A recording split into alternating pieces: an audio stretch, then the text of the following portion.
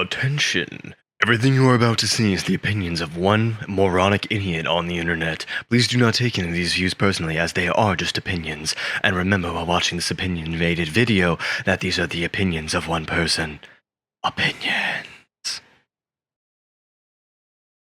You clicked on this video, which means you want to know what the biggest problem in For Honor is. Well, here it is! Thanks for watching the video. Like, comment, and subscribe. But in all seriousness, let's actually look into why this one mechanic is actually such a big...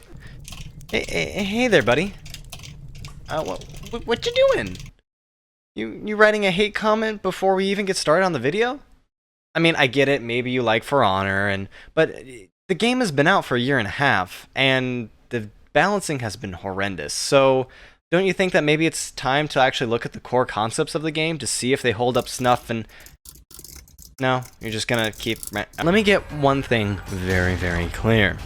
For Honor was developed with the idea of it being a competitive fighting game. We can see this from the marketing, the early tournaments by Ubisoft, and fan reception. So, why don't we take a look at some current fighting games to see if we can draw some parallels. First off, a pillar of the fighting game scene, Streetfighter! Now, Street Fighter V was met with some mixed reception due to some shady business practices, but the core fundamentals have always been good.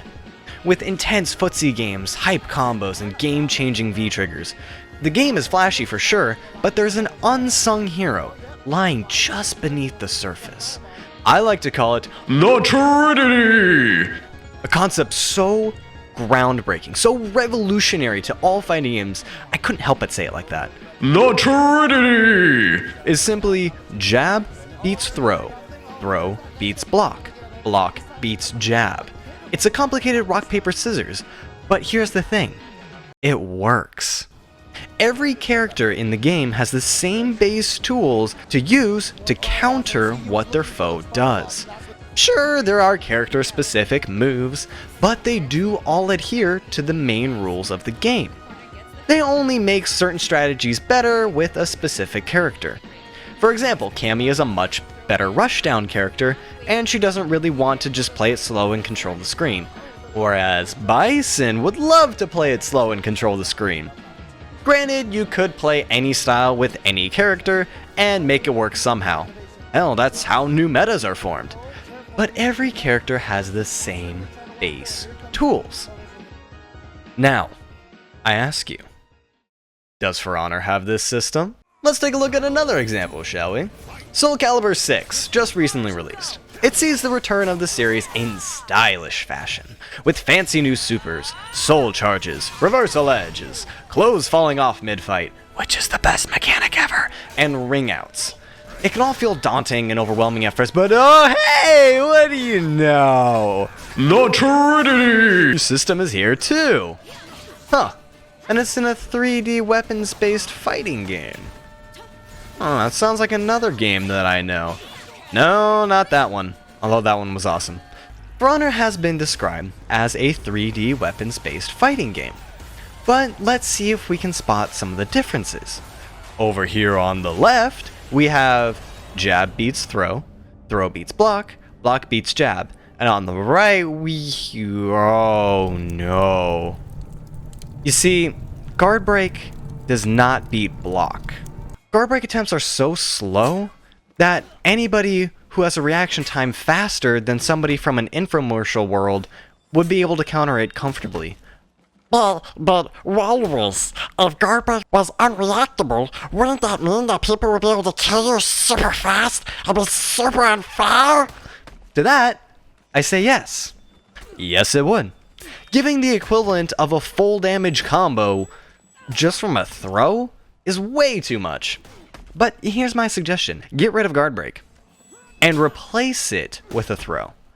Or make guard break a 2-button input command and add a throw. Plus maybe raise HP bars because people are going to be attacking more, the game's going to be more aggressive, I don't know. See, here's the problem with For Honor. Every meta we've been in has been unfun and unfair. Let's take a look. Meta 1. Warlord Shigoki unlock charge and unlock tech. Why did people do it? To get around blocking. Meta 2! Turtle meta! Now, with unlock tech nerfed, we have discovered that blocking is OP. So, we all just stand around and wait to parry. Meta 3! Bash meta! The devs looked at all the people turtling and scrambled to give players an option to beat blocking. Their solution? Bashes. Which, if you think about it, are essentially stamina-draining, unblockable light attacks that cannot be parried, only dodged. And in the case of Conqueror, can barely be punished on whiff. So you have a tool to beat blocking. Okay, cool. But here comes the fuck up. Are you ready? Are you ready for it? Here it comes. Here it comes. They didn't give it to all characters. They only gave it to 2. Warden and Conqueror. Now you can't argue that Warlord and Kensei Zhengjun all have dashes, but see, there's something missing from those. They can only be done off of a certain specific move, whether it be forward dashing, top heavy, forward dash top heavy, and those moves cannot be cancelled, nor can they be used to bait a dodge. It's just straightforward, honest moves to force a reactionary movement out of your opponent. Compared to the Knight duo over here. When Conk dashes, his shield glows, which can make it seem like you need to dodge. Because hey, did you know that if you don't dodge within the first 200 milliseconds of a Conk bash, you're gonna get hit? People complain about 400 millisecond light attacks, Jesus Christ. And Warden. He can cancel his dash after fully charging it while moving, and he has hyper armor during that period, which guarantees the fact that you will be dodging so he can guard break you. What do the other characters have, you might ask, if these characters have these amazing tools? They attack fast? Well, better nerf them.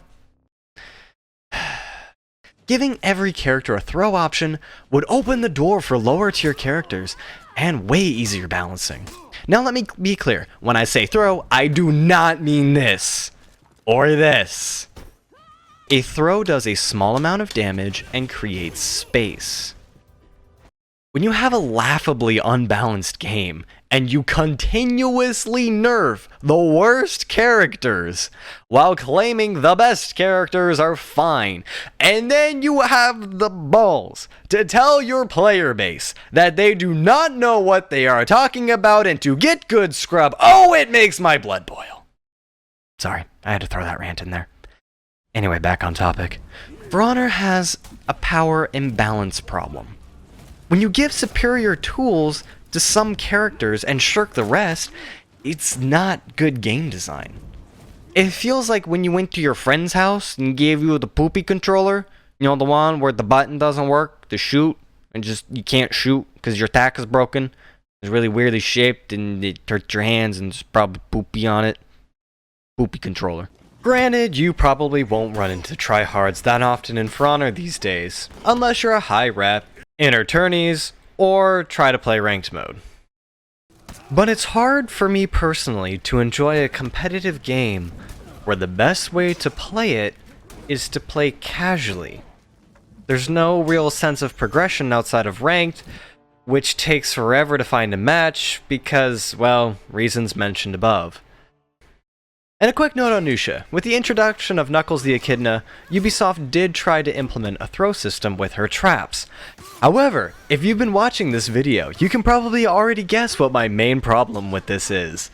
If you guessed what should be a core mechanic is limited to one character, you'd be correct and win $1 million fake dollars.